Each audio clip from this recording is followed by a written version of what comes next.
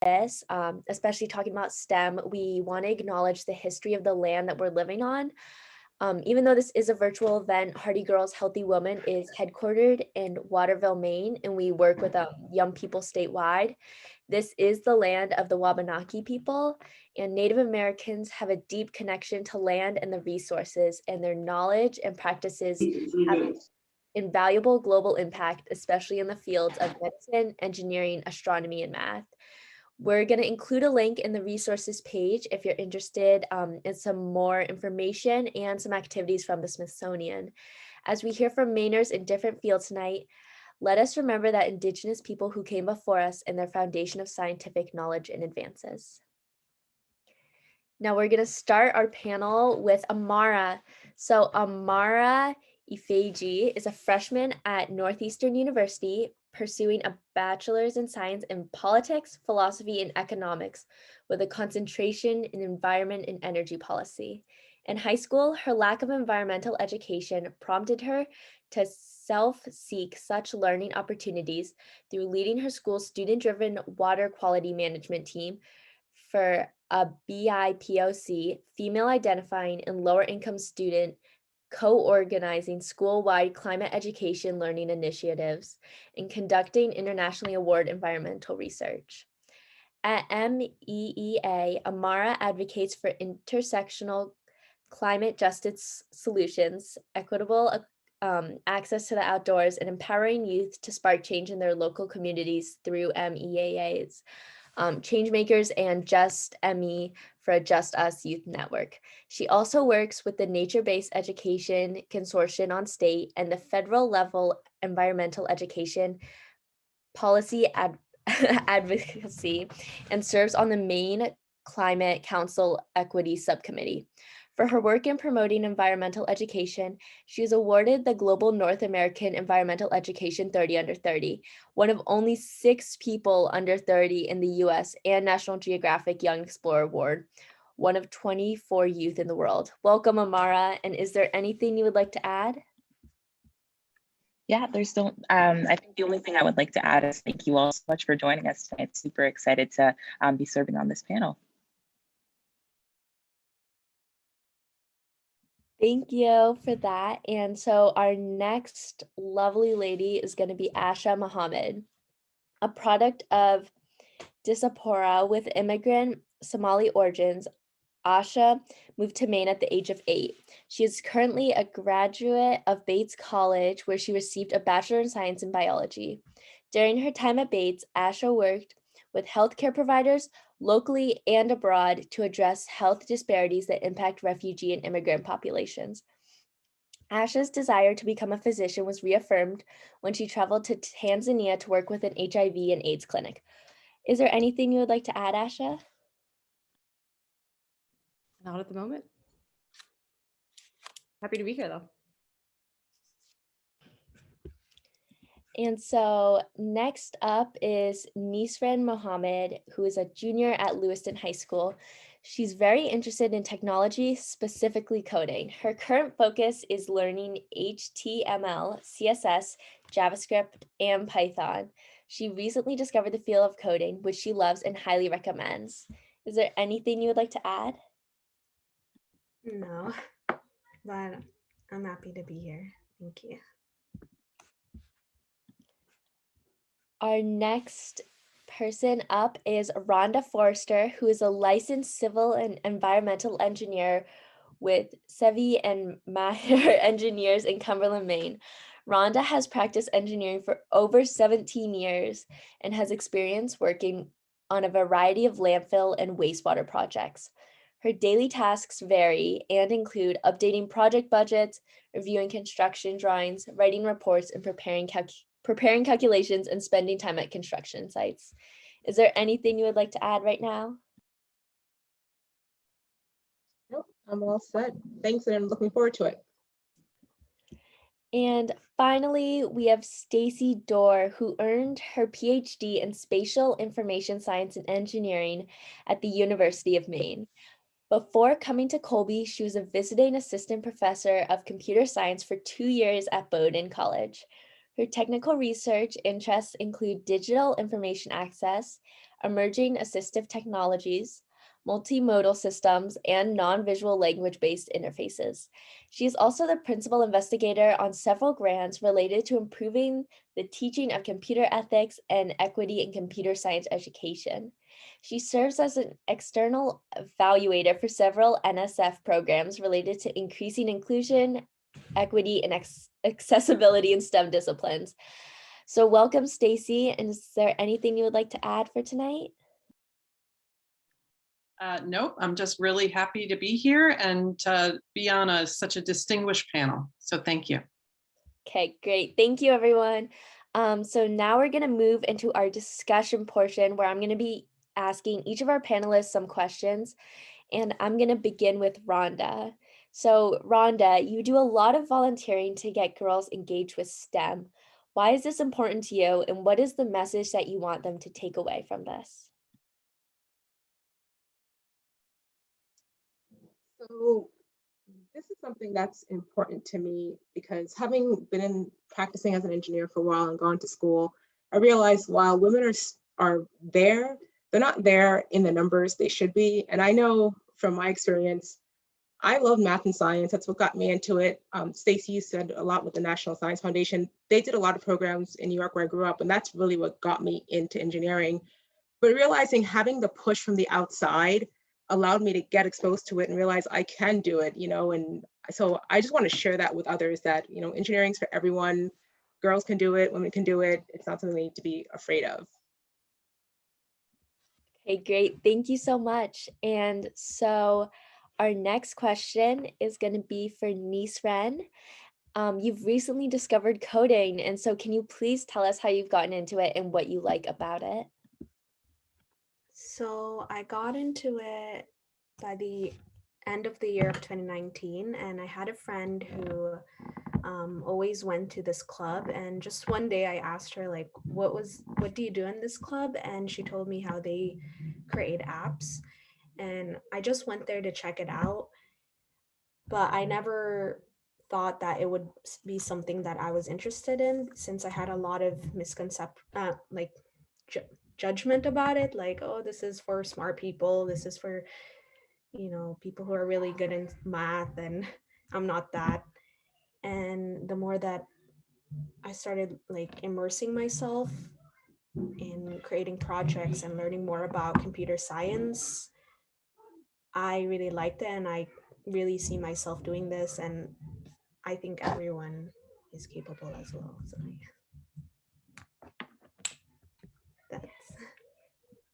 that's my answer. Thank you so much for that. And so first of all, I want to say congratulations again to Amara for receiving the National Geographic International Young Explorer Award. And so we just want to ask, how did you get into environmental work, and why is this your focus? Yeah, thanks so much, Sooki. So I actually ended up getting into environmental work because I actually grew up in a pretty urban area. I grew up in the DC metropolitan area, and I come from a household that had upwards of 14 individuals at one point. So to kind of find, I guess, my own place, that was actually through engaging with the outdoors. But I found that there was really a lot of barriers to access engaging with the outdoors. Although I wanted to go outside and play outside, due to many different factors, I wasn't able to do so, and I wasn't able to foster this connection to place with the outdoors. And so I think that my love for the environment really was fostered out of the solace that it offered me, the quiet that it offered me in my very hectic home. And so through my work with the Maine Environmental Education Association, I'm so fortunate to be able to foster that connection for other youth in our state. That sounds so cool, and I'm so glad that you're helping give that opportunity to other young people. For Stacy, in your bio, you mentioned ethics and coding and inclusion and equity in STEM. So what does this mean to you, and how do you talk about this with your students? Wow, that's a big question. I guess I would start by saying I talk a little bit about my own experience, kind of stumbling into computer science, not really ever imagining myself being there, so that if they think that this might not be for them, or they don't know why they're in my class to start off with, I kind of reassure them that they don't have to know that they want to go into computer science. They just have to try it out. And I also talk a lot about the fact that computer science is actually hurt by a great lack of diversity at the moment. There used to be a lot of women in computer science back in like the 40s and 50s, the very beginnings of what we now call computer science. Women were the programmers, and they were, there was a large number of women who worked in computer science disciplines until probably about like the 1980s. And then for a variety of different social reasons, the numbers started to decline. And then computer science somehow became known as kind of a guy's field. And it's been a lot of work done to try and increase the numbers, not just of women, but people of color and all of the different types of folks that we would want to create different computer science applications. Because if they're only created by one type of person, it's a very narrow perspective. So we talk a lot about how do we make computer science, you know, something that everybody can feel that they can do and that they belong to. And then as far as computer ethics, if we're only having one type of person do the types of designs and applications, then there's only one set of perspectives or values that may be encoded into the technologies that we create. And that causes a lot of problems as well. So we read a lot of articles and we talk about why computer science really belongs to everybody, and that it has to be something that people can see themselves going into, you know, no matter who you are. Thank you so much for that, Stacy. It's really good to hear. I go to a high school that's very STEM focused, and you can definitely tell that it is like very male dominated there. Like in all the engineering classes, it's like there's barely any girls or anyone who's female identifying. So it's great to hear that you're doing work around that. This next question is for Asha.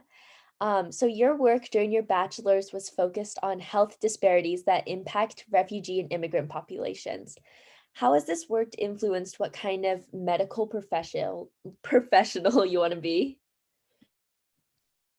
So I'm still very much deeply passionate about addressing health disparities. So currently the state of Maine is in a unique position. There are no Somali physicians in the state of Maine. I think the state of Maine has currently recruited one nephrologist who also trained at Maine Med for a little bit, but went away and came back. My classmate and I are on track to be trailblazers. So I'm on track to be the second Somali woman physician in the whole state. And he's on track to be the first Somali surgeon. So our roles are especially unique because we acknowledge that there just is a lack of diversity. Like when we navigate the system, we see that there's just a lack of representation as far as people who look like us.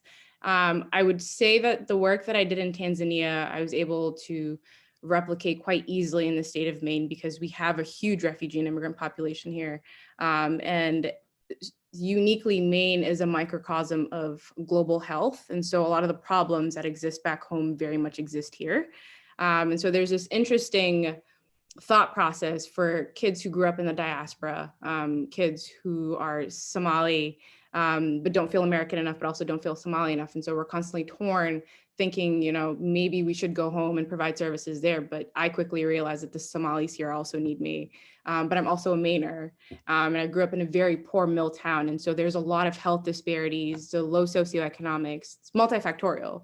So I quickly realized that my unique identity has put me in a very unique position. And I'm a trailblazer, not by choice. And this is something that I've told every interviewer that I've interviewed with. I'm currently a fourth year med student, so I'm gonna graduate soon. But every person that I've interviewed with, I'm like, I didn't ask for this. This isn't something that I wanted to be a part of my journey, but it's here. It's something that's been presented to me and I've just kind of gone with the flow, so to speak. Thank you so much, Asha. That was like amazing to hear and really interesting. So our next question is going to be for Rhonda, and it's kind of about the film a little bit. So in the film, we saw some scientists running up against systematic sexism and racism. One woman said that she didn't intend to become an activist, but was forced into it to advocate for her work. Have there been times when you have felt like this, that you wanted to be an engineer, but it had to contend with the systematic discrimination? Yeah, no, definitely. I mean, that's definitely been a part of my career, my journey. And if you talk to any female engineer, they'll tell you the same thing. Fortunately, school wasn't that place. So, I left school feeling very confident in what I could do. And it's not till you get outside of school that you start to really run up against it.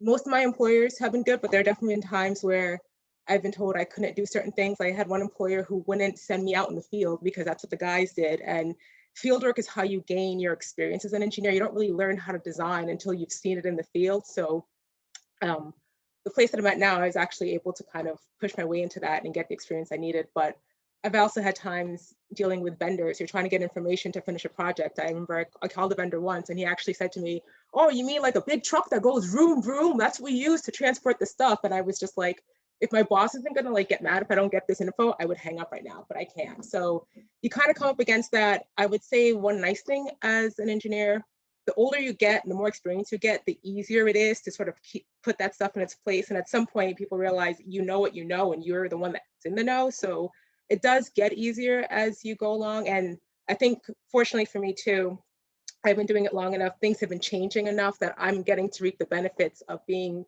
at employers where they want to promote women. So that happens. So I would say it has gotten easier, but it is something that myself and many others have run up against. Thank you so much for that, Rhonda. And then Stacy, I'm going to send the same question at you, which is, have you had to advocate in moments that you haven't expected due to implicit or explicit bias? So I was at graduate school and I was at graduate school in the 90s at the same time that many of these women were kind of talking about what was going on. And I was actually lucky enough to be an internal evaluator for the University of Maine for an NSF grant that's called Advance, that was really came out of the work of the movie that you just saw. And so there's a whole program at NSF that is about fixing the culture and some of the systemic biases that that the MIT report uncovered. And so I got to be a part of that work at the university while I was a graduate student. On the other hand, I was also kind of privy to a lot of things that were going on, at the university at the same time that we're trying to be fixed. And as many of the women talked about in that in the film, these changes, they take 10 to 15 to 20 years to really get big changes happening so that people aren't experiencing these same types of discriminatory practices. Me personally, it was typically not something that in school anyway that I wound up having like systemically. There were maybe a professor or two that was dismissive, or there were you could tell people had biases against the few women that might have been in the department at different points. And so, how do you deal with it? A lot of times you get mad and then you just go back to doing what you're doing because that's your job, right? But yeah, it definitely happens. I was lucky in the sense that I was a little older than most of the other students in the program. And so I had maybe a little bit more confidence to kind of deal with some of the discrimination when it happened, and to kind of let people know that they were out of line or whatever. But it definitely happens.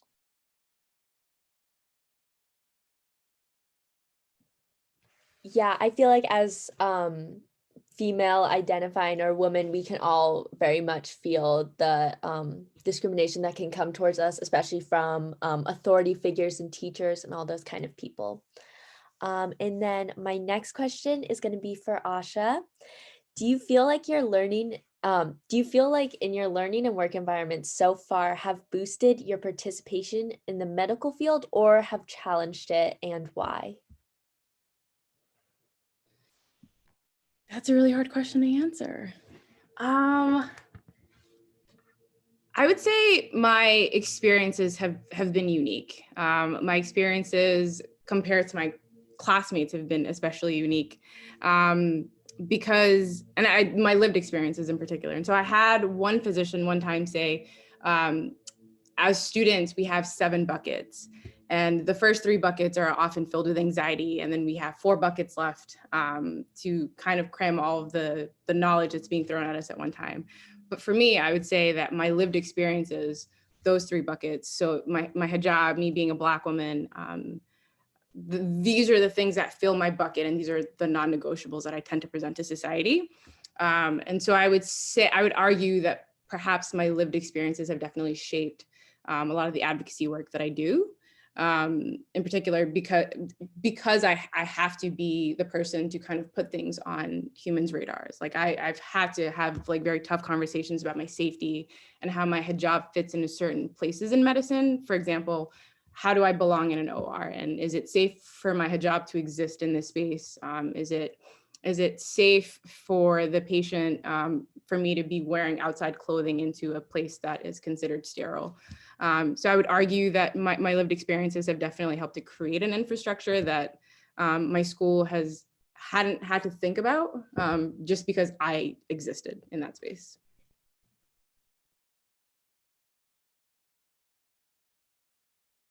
Thank you so much. That was a great answer. Like, I don't even know how I could come up for that, like for myself. And then so our next question is gonna be for Nisrin. And in your program, which is Girls Who Code, how do you think that working in an all girls environment impacts your learning or engagement?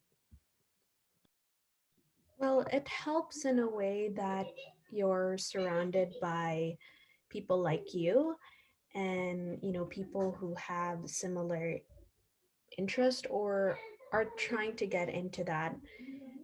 When I joined Girls Who Code, their summer program, I got to work with a lot of different girls, and it's such an interesting community because I've met a lot of girls who just wanted to know what is this all about, even though they had no idea. Or um, yeah, and you get a lot of help from and support for one another. Like some people are more advanced with coding and have greater knowledge in computer science, and so that they can help you and you can help others if they're not that. Just having that support and not feeling like, oh, I'm the only girl or I'm the only one interested in this, especially like it's a very, as many of us know, a male dominated like industry.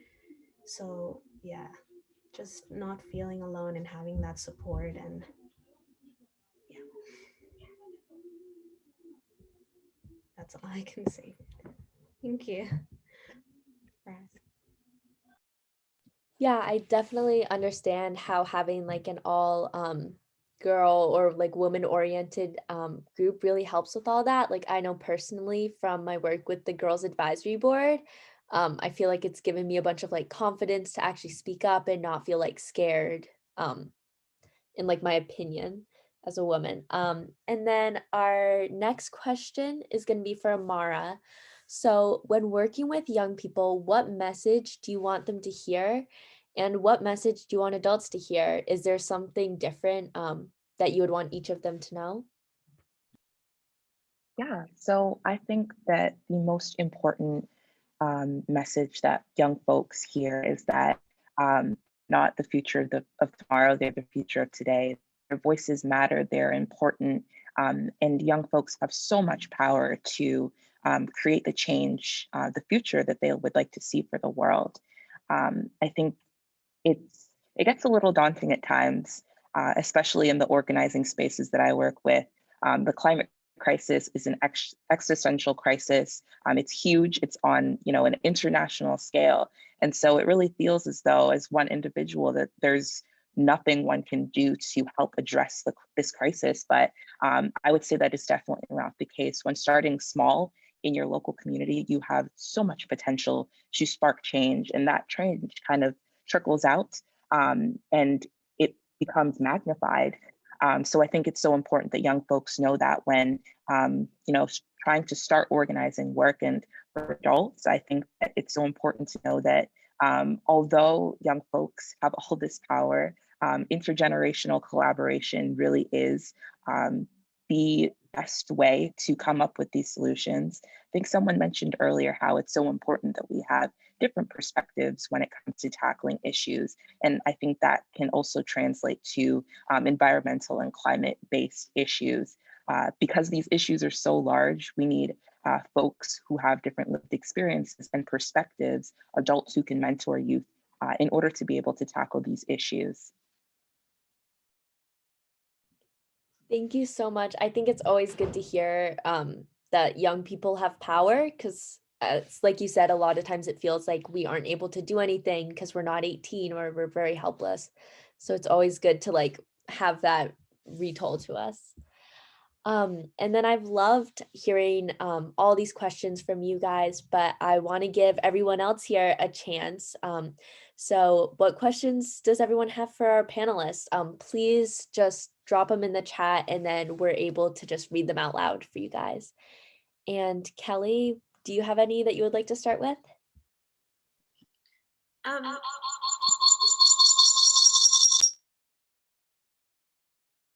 Sorry.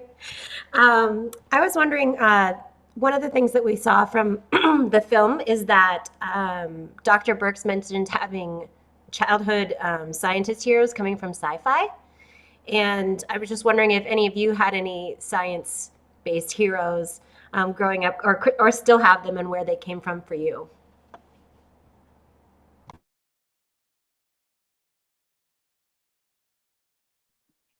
Yeah, maybe I can start and I can pass it off to someone else. But I didn't really have any like characters who I looked up to who did science work.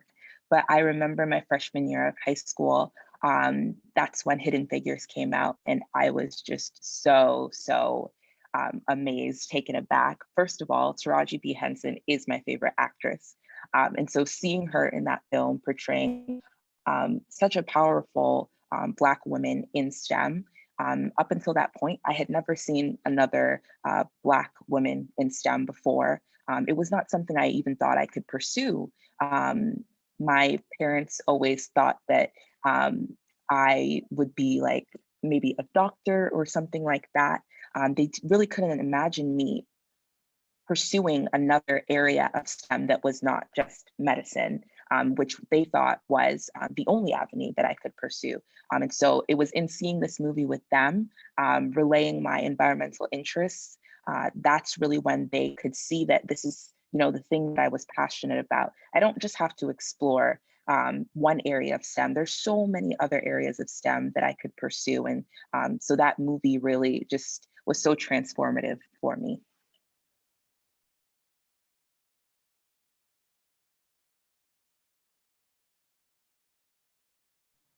So I remember watching the original Star Trek series. It probably was reruns at the time, but my hero was actually Lieutenant Uhura, because she got to be on the bridge. Like, the only other women that were there were like nurses that would come through, or maybe guest star lovers of the captain or whatever. But Lieutenant Uhura got to go all of the cool places, and she got to talk to everybody. And she was the one who was kind of directing all of the communication traffic. And I thought, that's where I want to be. I want to be on the bridge where exciting things are happening. So she was actually kind of my first scientific hero for sure.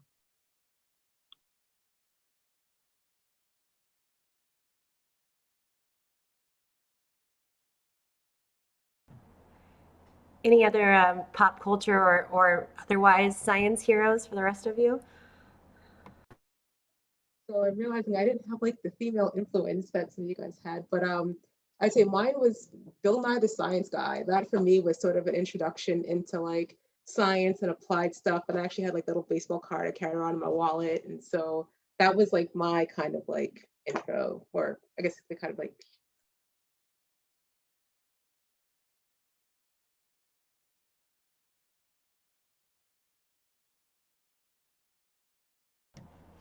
Awesome. Another one that we'd heard is how do you find coalition or community in your work, whether in the work setting or in academic settings? What does that look like for you? So I might just put a plug in for something that we're doing in Maine. So I'm working with colleagues that are at Bates and University of Maine and Bowdoin and some of the other colleges, Eastern Maine Community College, trying to develop a network of women computer scientists around the state so that we can actually start to work together.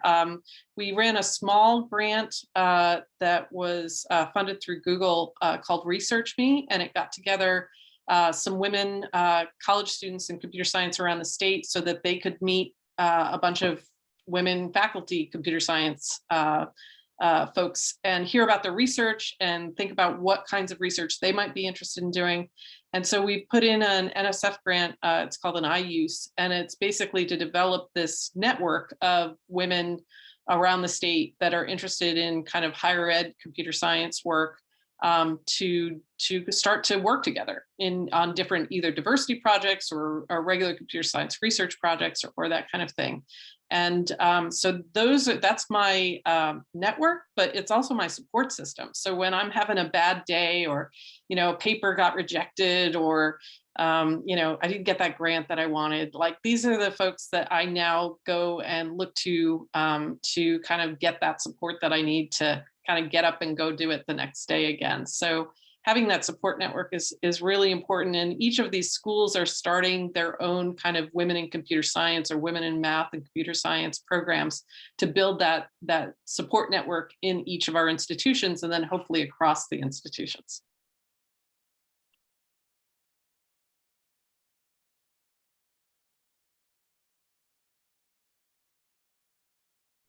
For me,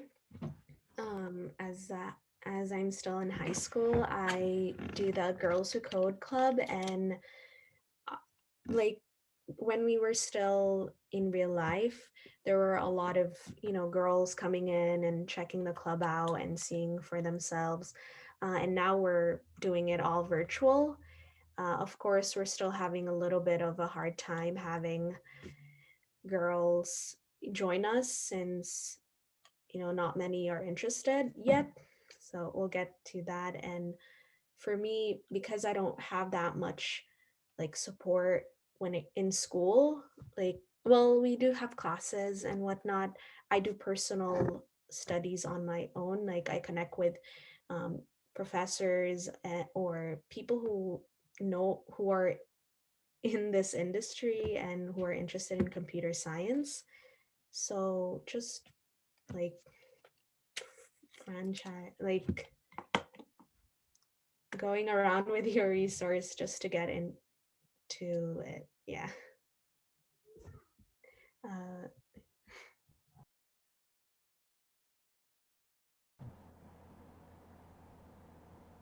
I was just going to briefly talk about a couple of my classmates and I, there are 4 total minorities in the main track program. So Tufts is unique. There's 200 of us, but then there's about 40 of us that are in the main track.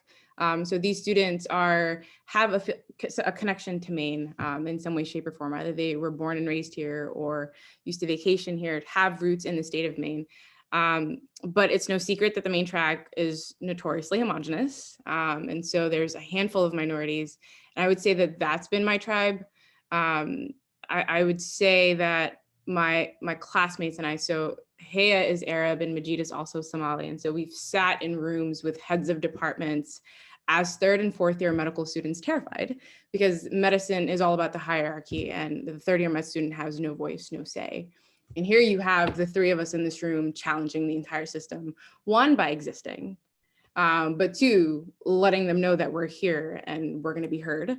But we also have a fierce, fierce group of deans who walk into rooms and let it be known that we're non-negotiable. I have deans who are like my strongest allies and have truly shown me what being an ally looks like. There is a minority tax for people in STEM. And so this minority tax is amplified for me in so many different ways, because intersectionality is really important to think about, especially with my identity. But I will say that it's really important for my allies to think about the power that they have in their privilege, because like I said, my existence in the OR wouldn't have even manifested had my dean not had conversations that were significantly above my pay grade. Heads of departments were having conversations about my existence. And so she would walk in the rooms and be like, this is Asha, she's a third year med student, these are her accommodations, she's a non-negotiable, and things just went smoothly. And so I was just allowed to exist as a third year med student, which already is really unbearable. So to have my identity be something that I'm constantly worried about, thinking about, to have allies using their privilege and their power has been honestly one of the most awe-inspiring things. So I would say that my deans have also been incredible in making sure that I was a non-negotiable.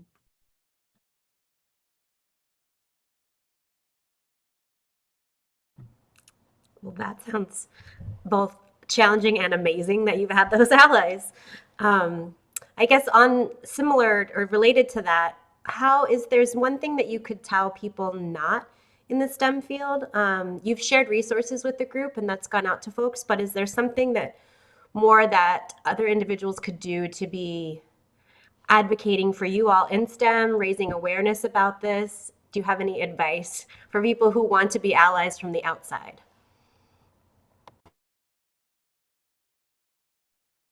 Yeah, so maybe I can chime in. And I think that the number one most important thing when it comes to addressing these disparities that are within STEM fields is education. Knowing that these disparities exist, knowing that there's a lack of representation, and being aware of that, not just to the point that, you know, these are statistics of lack of representation for female identifying folks and minorities in STEM, but actually being able to put names to those stats. I think that although, you know, statistics can do so much in relaying information, I think beyond the statistics, beyond a number, it's so important that we share these stories. So being well versed in these stories around the stories that, you know, folks tell around their barriers to access to STEM and how they might have not been able to engage meaningfully when they were younger because of a single story or another narrative that portrayed who is supposed to be in this field. I think it's so important that we hear these stories, that we educate ourselves in order to become better advocates for those who are trying to get into these STEM fields.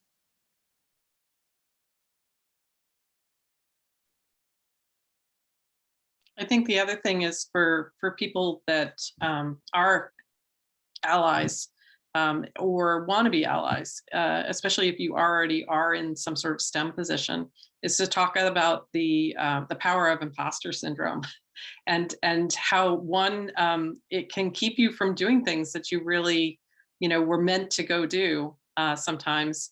But if you talk about it so that it normalizes it, when somebody else kind of recognizes it in themselves, they say, well, wait a minute, like I remember that so-and-so talked about the fact that you know, they have imposter syndrome all the time. And it's not something that necessarily goes away. It's something that you have to kind of deal with continually over and over again. So maybe I can go do that too, and just know that I'm going to feel like I can't sometimes. So, you know, hearing that that we all feel like we don't belong sometimes, or that we can't do it, shouldn't keep you from going and doing that thing, because it's a perfectly normal way to feel. And a lot of, you know, underrepresented groups wind up feeling this way very much so in STEM, and not to let it stop you from what you want to do.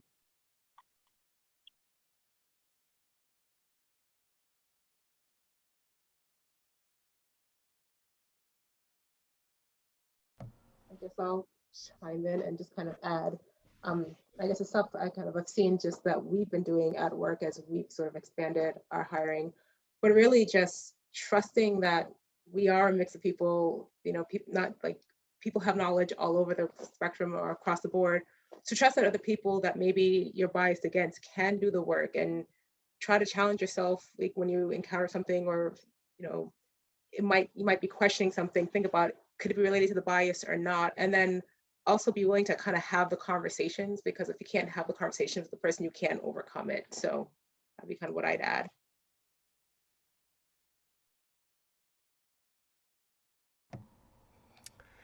I love that if you can't have the conversations, you can't overcome it. I feel like that should be a bumper sticker and a way to live, of course, as well. Someone else had asked, where do you all, I know this is a big question, but where do you all see yourselves, 5 or 10 or whatever years from now in your fields? Like what would be kind of a dream place for you?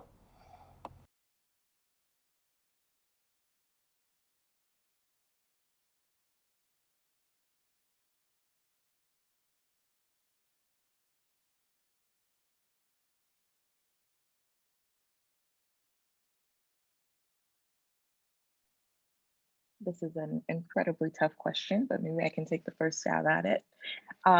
So in the next 5 years, I'm a freshman right now. So in the next 5 years, I hope to be graduated, hopefully pursuing a master's, probably in public policy. I'm really interested in, of course, grassroots level work, but also policy level work. I think at either state or federal level, there's so much change that can be realized if I am working directly on legislation that makes it easier for BIPOC youth like myself, for female identifying individuals like myself who have historically had barriers in accessing outdoor spaces and learning about environmental STEM. I think that it would make my heart so full to be able to do that each and every day.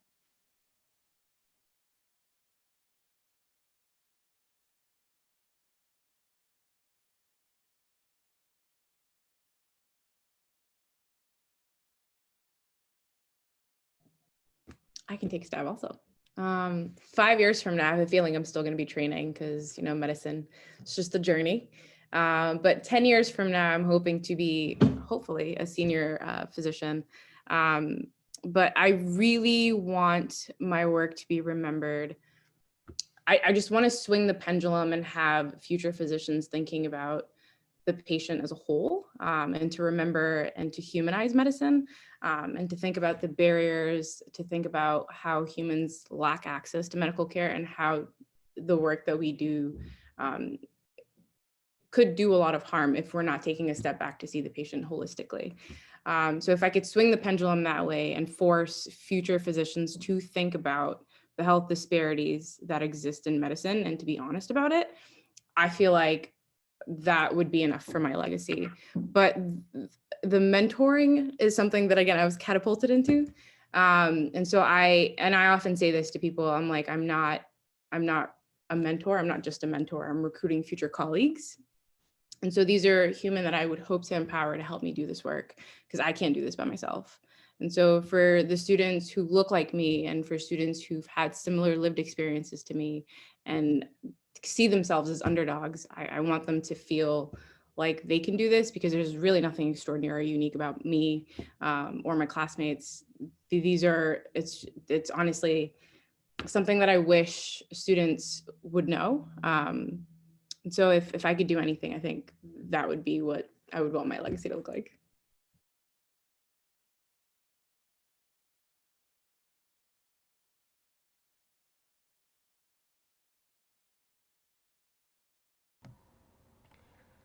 Nisrin, not to put you on the spot, but have you allowed yourself to think of a future in coding? Is that something you might be interested in?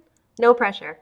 No, it's fine. I was going to answer. I'm just like, for me, well, in 5 years, I really do hope I've mastered the languages that I hope to master, like Python and JavaScript, and maybe even other languages, as well as even mentor other people. I feel like, I don't know, ever since I got interested in computer science, I realized how this is a field for everyone. You don't have, even if you have other interests, you can still get into this field. And I just want to mentor other people and empower and maybe create a platform where, you know, people can just learn and immerse and just remove that barrier, because people like me, there are so many people like me who have a lot of misconception about the tech industry, and you know how they're not fit for this because they're not a certain, um, you know, they don't have the skills, or they're from a minority. And I think one of the things I also dream of doing is, from when I did the Girls Who Code summer immersion program, one of our mentor was supposed to go to a foreign country and teach, like, or help those people like learn more about how to code. And I was like, that's really interesting. Like, I want to do something like that. So hopefully in 5 years. Yes. I'm so excited to hear where all of you are in 5 years because you're pretty amazing, that's for sure. For me, it's mostly just continuing a lot of the work that I've already begun in terms of trying to promote women, people who identify as women in computer science in Maine, and really connecting a lot of the different groups, whether it's at the middle school or high school level or the college level. And also all of the professionals out in industry in different parts of the state, Portland and other parts. So I'm excited to see this network grow, and I'm really thrilled to be a part of this panel, kind of talking about it.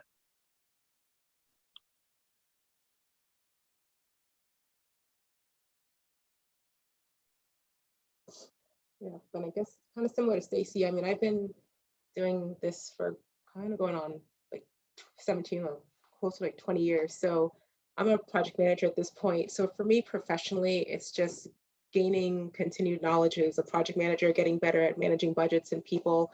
But also at my company, I'm probably like the second oldest woman there on the engineering side. So kind of continuing to be a mentor for those young women that are coming up behind me. And I do a lot of work with boards and other things around, around Maine, and kind of just continuing that kind of work as well. Like Society of Women Engineers, we're a group that we support each other and up and coming engineers. So kind of see my involvement in those areas.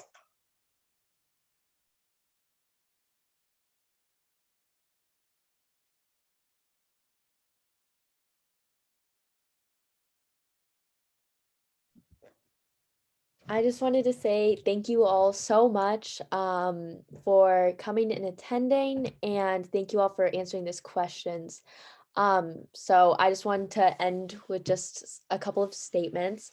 So anyone who's familiar with Hardy Girls knows that when we hold events, like these Ruckus Roundtables that you're at right now, even though we love conversation, we don't want just conversation. We also really want to push for action, just like all our panelists have done. So we're going to leave you with some steps to go get involved. So there's a spectrum of action you can take, from realizing your voice and your power to taking it to the streets and everything in between, of course. So there's not only one right way to make change. So please don't get scared or let that fear take over. There is space for everyone, and we all just want to help you find yours. So if you guys could please just complete another quick poll for us. I swear we actually do read all the feedback. So Kelly, if you could just post that for us real quick. Thank you. And then thank you all so much for joining us tonight. This is our 4th Ruckus Roundtable. These are made possible by some of our generous sponsors like iWeb Creative, Caring Comfort, and others. The final panel is going to be April 21st, and it's 7 to 8 p.m. And our topic is going to be linguistics of gender expression. So we also have some incredible speakers lined up for then, and we really hope that you guys can all join us then. We've also started some drop-in Ruckus Roundtables, which are private Zoom chats on Tuesdays and Thursdays for 4th to 9th graders to connect with college students and talk about what's on their minds. If you or anyone you know might be interested, please check out our website for more information. We would love to get more people involved. At Hardy Girls Healthy Women, we strive to keep our programming at free or low cost. So we do appreciate your donations to make this all happen. And thank you again for all joining us tonight, and go cause a ruckus out there.